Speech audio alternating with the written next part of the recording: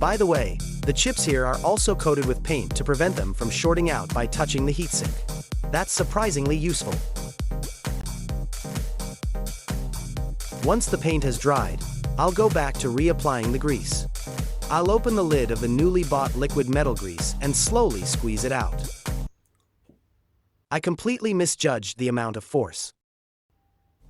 Rematch.